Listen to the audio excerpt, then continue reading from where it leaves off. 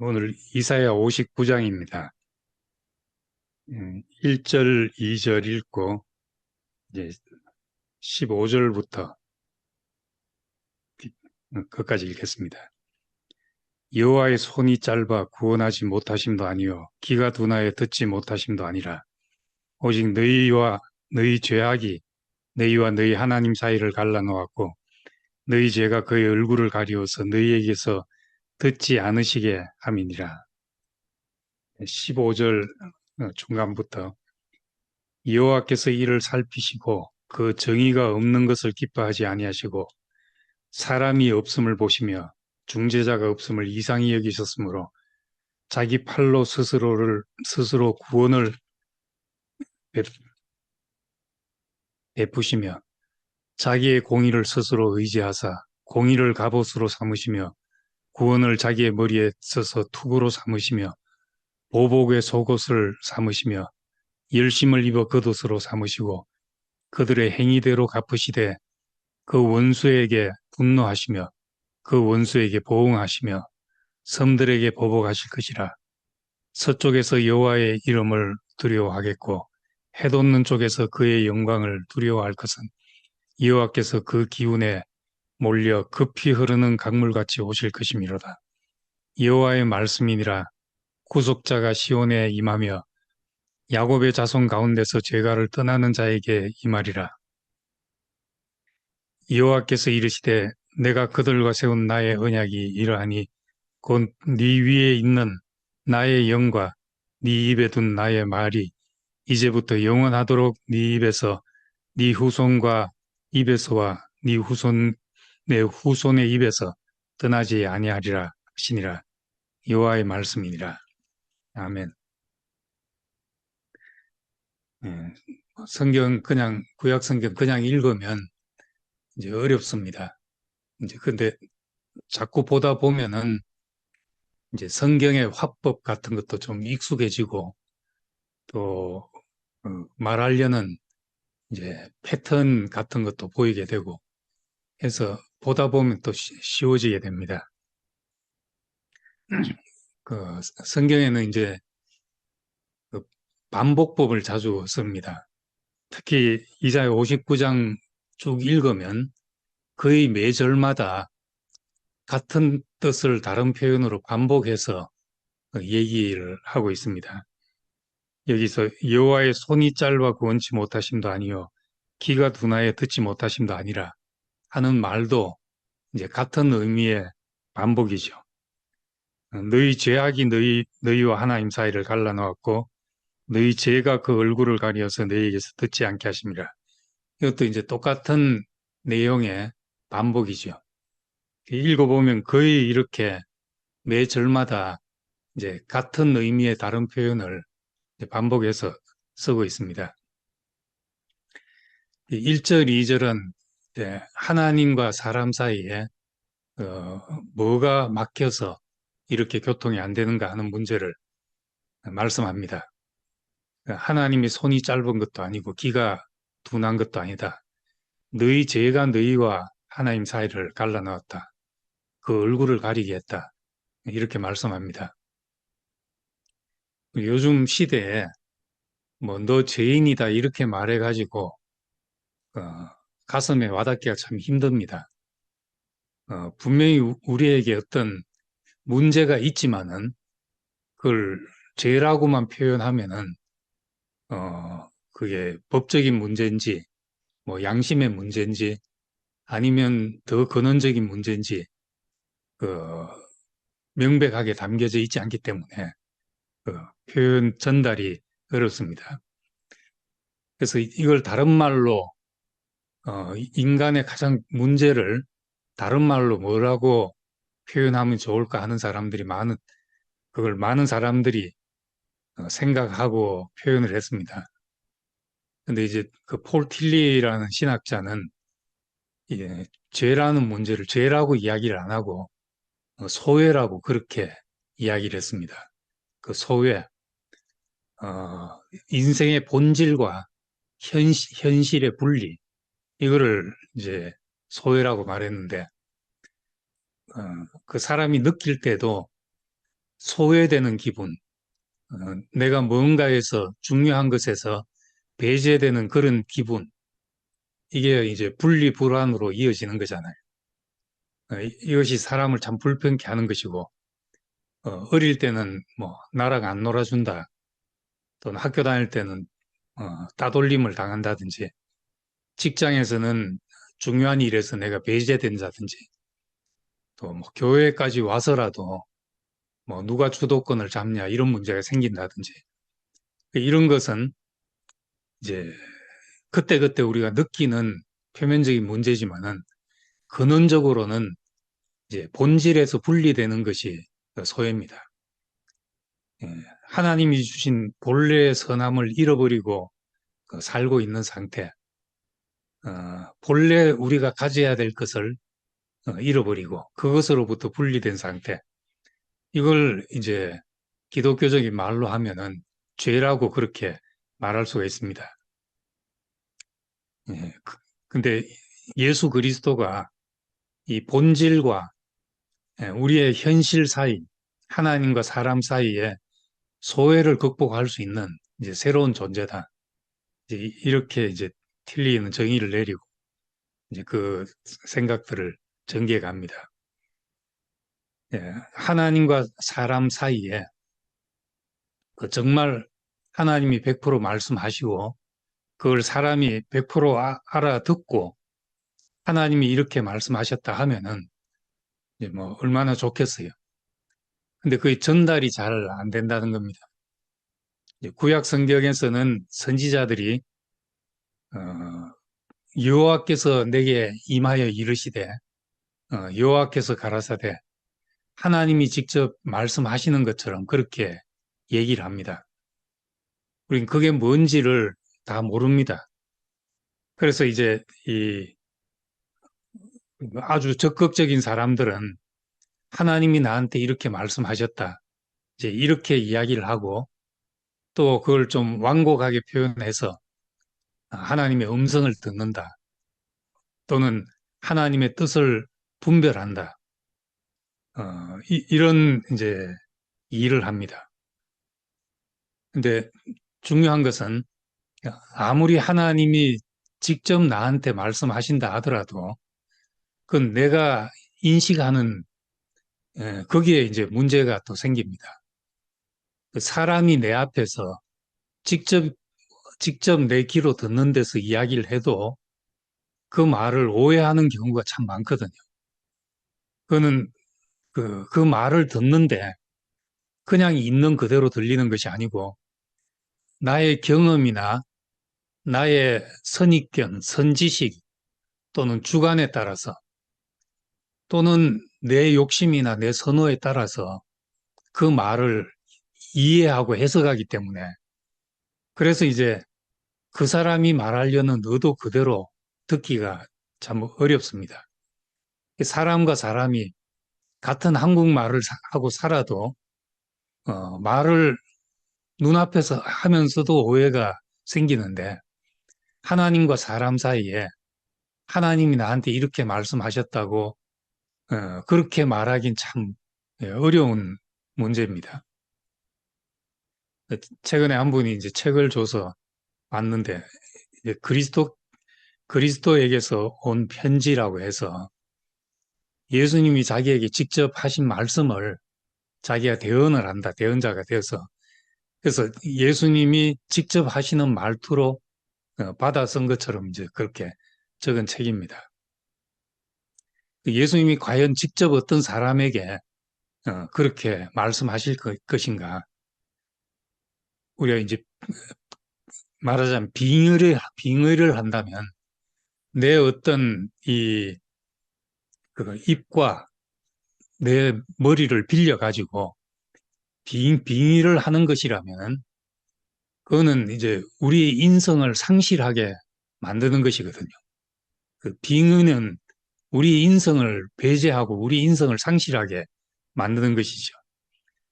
네, 하나님이 사람을 통해서 말씀을 한다 해도 그 사람의 인격을 배제하고 말씀하지 않는다는 겁니다. 그렇기 때문에 여호와께서 가라사대 하고 말씀하지만 모세가 말하는 것과 엘리야의 말이 다르고 이사야서와 예레미야서는 어투가 다릅니다. 사람이 다르기 때문에 그렇습니다. 그러니까 같은 하나님의 말씀이지만은 그 듣는 사람이 다르고 시대가 다르기 때문에 표현이 달라질 수밖에 없습니다.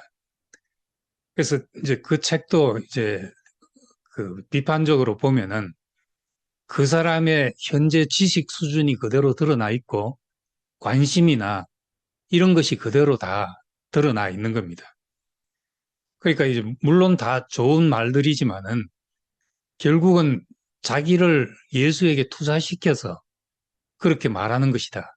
우리가 객관적으로는 그렇게 볼 수밖에 없죠. 그렇지만 이제 또 그렇다고 해서 이제 무조건 비판적으로만 볼 것이 아닌 게 제가 지난 몇 개월 동안 여기저기 이제 돌아다니면서 사람들을 만날 때 한 여자 목사님을 만났는데 이분은 늘 주님과 대화를 한다는 분입니다. 하나님에게 묻고 예수님이 자기에게 말씀하시고 늘 이렇게 사는 분이고 제 선입견으로는 그래 봐야 결국 자문자답이 아닌가. 내가 질문을 하지만은 대답을 한다 해도 그것은 내 속에서 내가 하는 말이기 때문에 자문자답이 아니겠나. 이제 이런 선입견이 있지만은 그래도 그런 선입견을 내려놓고 이제 교제를 하니까 그분대로 예, 순수한 거예요. 예, 그렇게 사는 것이 뭐 그냥 내 생각대로 산다는 것보다는 훨씬 순수하고 또 자기 뜻을 내려놓고 사는 것이 될 수 있겠구나. 이런 생각도 하게 됐습니다. 이제 그렇게 생각하고 들으니까 또 교제가 되고 한데 어쨌든 우리가 아무리 하나님의 음성을 듣고 하나님의 뜻을 분별한다고 하더라도 땅에는 언제나 구름이 낄 수 있다.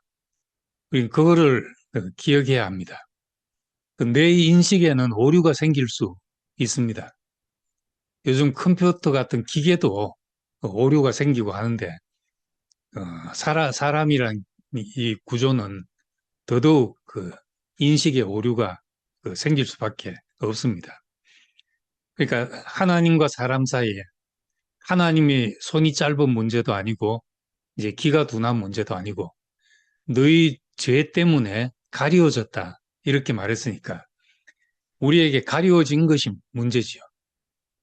구름이 끼면 아무리 햇빛이 비쳐도 그 햇빛을 볼 수 없는 거와 마찬가지라는 겁니다.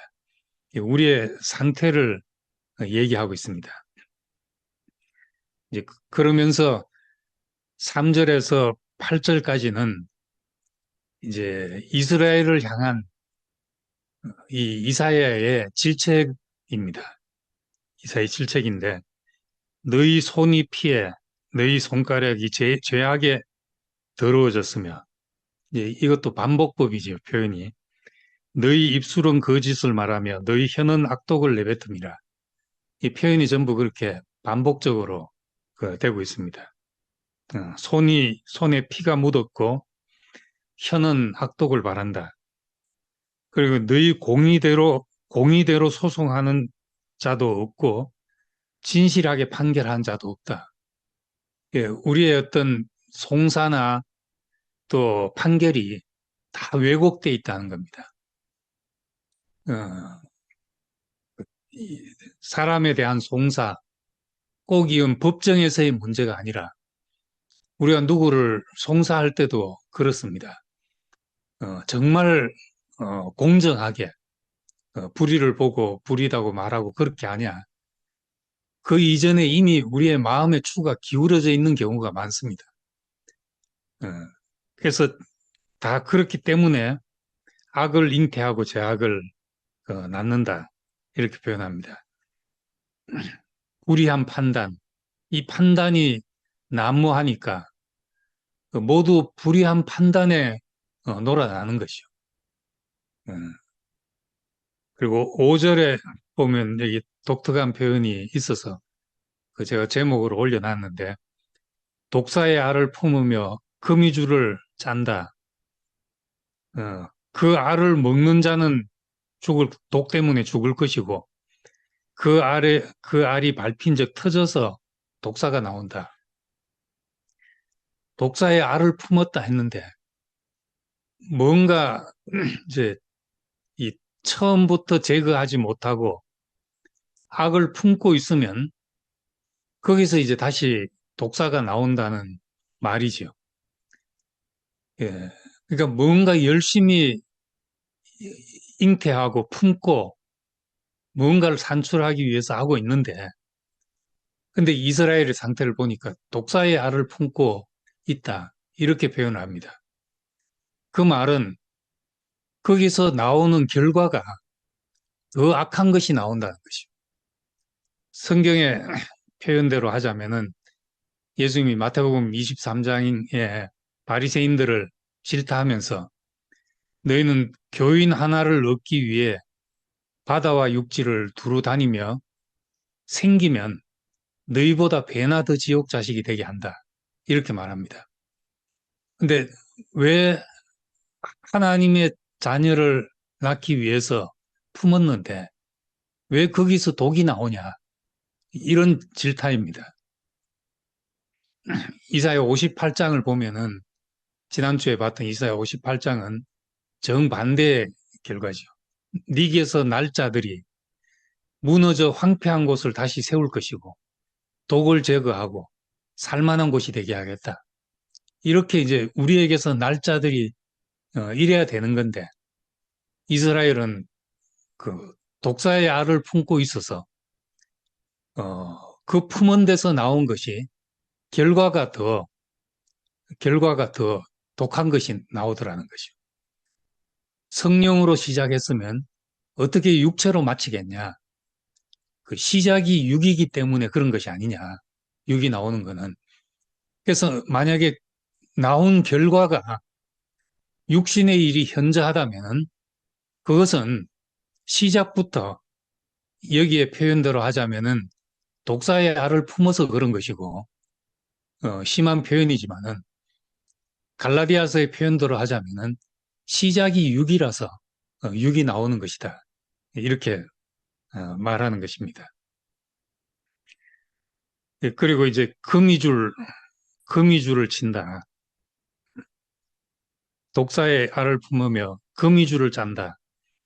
거미줄이란 것은 거미가 줄을 치는 것은 다른 곤충을 잡기 위해서 치는 함정이잖아요.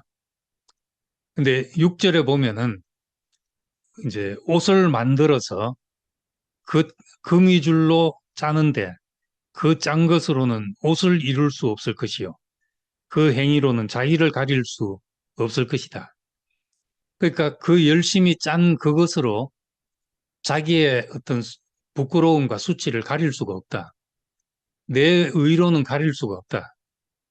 그리고 이제 결국 이 거미줄에 자기, 자기 옷을 만들어 자기 부끄러움을 가릴 수 없을 뿐만 아니라 이건 이제 남을 가두는 것이 되어버리죠. 이 자기의 의 속에 다른 사람을 가두어서 사람도 보면은 남의 에너지를 빨아들이는 사람이 있거든요. 같이 있으면 힘 빠지는 사람이 있고 같이 있으면 또 힘이 나는 사람도 있고 기하는 사람들은 그 사람이 기가 탁하고 뭐 기가 충만하고 그렇게 이야기도 하는데 이제 그런 경우가 있죠.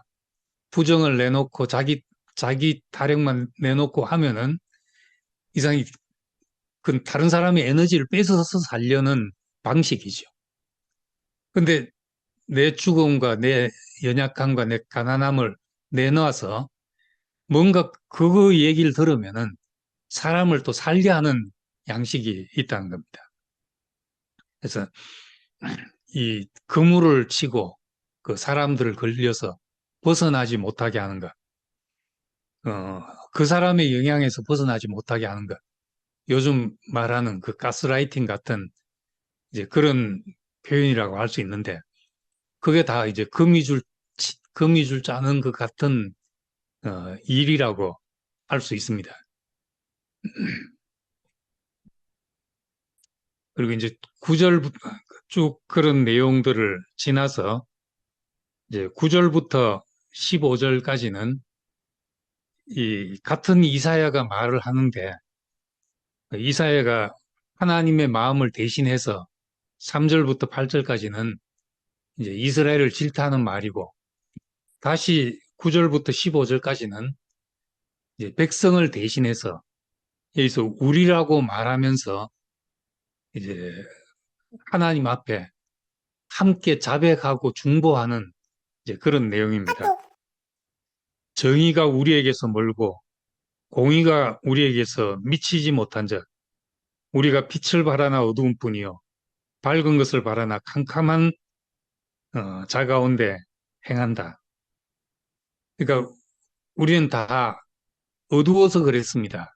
이 말을 하고 있습니다. 예, 왜 너희는 독사의 알을 품고 있고 거미줄을 짜서 사람들을 걸리게 하고 왜 그러고 사냐 하고 질타를 하면서 이사야는 다시 자기를 포함해서 우리가 어두워서 그랬습니다. 빛을 발하지만 어두운 뿐이요 밝은 것을 바라나 캄캄한 가운데 우리는 행하고 있습니다. 긍휼을 구합니다 하는 이런 마음으로 고백합니다. 그리고 이제 10절에 맹인 같아서 담을 더듬으며 눈이 없는 자같이 두루 더듬으며 낮에도 방언대같이 넘어지나니 어, 처음 말했지만 표현이 다 그 반복법으로 같은 문장을 다른 표현으로 두 번씩 반복해서 하고 있죠. 그러면서 강장한 자 중에서 죽은 자 같습니다. 건강하다 하지만은 우리는 죽은 자가 걸어 다니는 것 같습니다. 이렇게 표현하고 있습니다. 그러니까 사실 우리는 이렇게 태양빛 아래서 뭘 하고 돌아다니지만은 영적인 눈으로 보면 어두운 뿐이라서 캄캄한데 헤매고 있는 사람 같고 또 건강하다고 하지만은 그냥 시체가 걸어 다니면서 있는 것 같이 영적인 눈으로 보면 우리는 그런 사람들입니다. 이렇게 고백합니다. 그리고 11절에 곰같이 부르짖으며 비둘기같이 슬피 울며 정의를 바라나 없고 구원을 바라나 우리에게서 멉니다. 그러니까 우리에게서 나오는 말들이 다 부르짖는 곰 같고 슬피 우는 비둘기같이 구원이 멀다. 고통 때문에 울부짖는 소리뿐입니다. 어, 이런 고백을 합니다. 그리고 15절에 보면은 성실이 없어지므로 악을 떠나는 자가 탈취를 당한다. 어, 성실함이 사라지니까 악을 떠나는데 정말 바르게 살려고 하는 사람은 세상에서 탈취를 당하는 그런 모양이 된다는 겁니다. 악을 떠난 자가 악의 먹이가 되어버리는 그런 현실을 이제 고백하고 있습니다. 이런 것이 늘 세상의 상태고 우리가 그리스도 밖으로 나가면 늘 부딪히는 그런 일입니다. 근데 여기서 이제 구원의 손길을 말합니다. 여호와께서 이를 살피시고 정의가 없는 것을 기뻐하지 아니하시고 16절에 사람이 없음을 보시며 중재자가 없음을 이상히 여기셨으므로 1절, 2절에 하나님이 손이 짧아 구원치 못하심도 아니요 여호와의 귀가 둔하여 듣지 못하심도 아니라 우리에게서 문제다. 그런데 문제는 여기서 이 사람들을 중재할 사람이 없다. 하나님에게로 올 사람이 없구나. 로마서 3장에 있는 말씀으로 하자면 의인은 없나니 하나도 없으며 그러니까 아무도 이제 이 구원에 이를 사람이 없구나 하는 말을 하면서 주님 자신의 공의로